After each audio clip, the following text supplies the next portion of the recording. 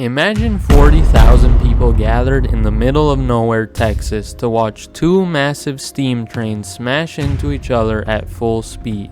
Sounds like a Hollywood blockbuster, right? But this was real, and it was a disaster waiting to happen. Welcome to the Crash at Crush, the 1896 publicity stunt that shocked the world. Buckle up because this story is wild. It's September 15, 1896. The place, a pop-up town called Crush, Texas, named after William George Crush, a railroad agent with a crazy idea. The Missouri-Kansas-Texas Railroad, or Katy, was looking to drum up publicity. Crush's plan? Stage a head-on train collision as a free spectacle. No admission fee, just a $3.50 round-trip ticket to get there. That's about $130 today. 40,000 people showed up, more than the population of Texas's second largest city at the time. They came for lemonade stands, carnival games, and the main event. Two 35-ton locomotives, number 999 and number 1001, ready to crash at 50 miles an hour. But here's the kicker. Nobody expected what would happen next. Crush, Texas was a temporary town built for one day of chaos. They set up a 4-mile track in a natural amphitheater 15 miles north of Waco, far from the main rail line to avoid any runaway train disasters. Workers built a grandstand for VIPs, a press box for photographers, and even borrowed a circus tent from the Ringling Brothers. 8 tank cars of free water and ice kept the crowd cool,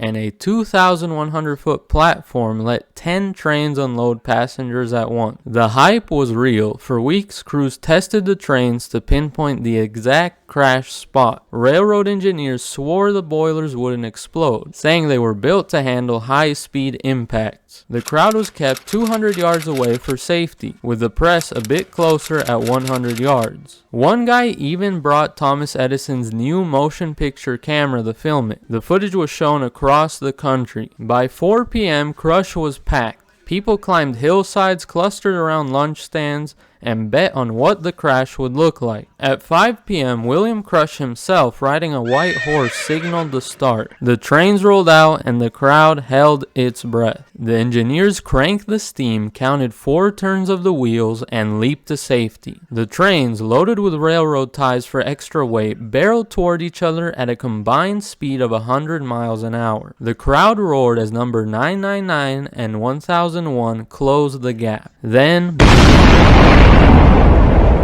an eyewitness said there was a swift instance of silence before both boilers exploded at once. Shrapnel rained down. Bolts, iron chunks, and scalding steam flew into the crowd. 2 people were killed instantly and dozens were injured, some losing eyes or limbs. The crowd froze in horror, then surged forward, grabbing wreckage as souvenirs. One guy even climbed the twisted trains for a photo op. William Crush was fired on the spot, but get this, the railroad hired him back the next day. Why? Because the stunt worked. The Katy Railroad got headlines across the country, and the tragedy only made the story bigger. The Crash at Crush wasn't just a disaster, it was a cultural moment. Ragtime legend Scott Joplin, who was performing nearby, wrote the Great Crush Collision March, a piano piece that mimicked the train's crash with wild notes and dynamics. The railroad paid settlements to the victims' families and gave lifetime passes to the injured. But the state of Texas, they'd had enough. Staged train wrecks were banned for good. Today, a plaque 15 miles north of Waco marks the spot where Crush, Texas stood for one chaotic day. It's a reminder of a time when entertainment was raw, risky, and sometimes deadly. The Crash at Crush wasn't just a stunt. It kicked off a new era of spectacle that paved the way for modern thrill-seeking events. So what do you think? Would you have hopped a train to see the Crash at Crush? Let me know in the comments. And if you love this wild slice of history, smash that like button, subscribe, and hit the bell for more stories like this. Want more chaos? Check out my video on the origin of roller coasters. Until next time.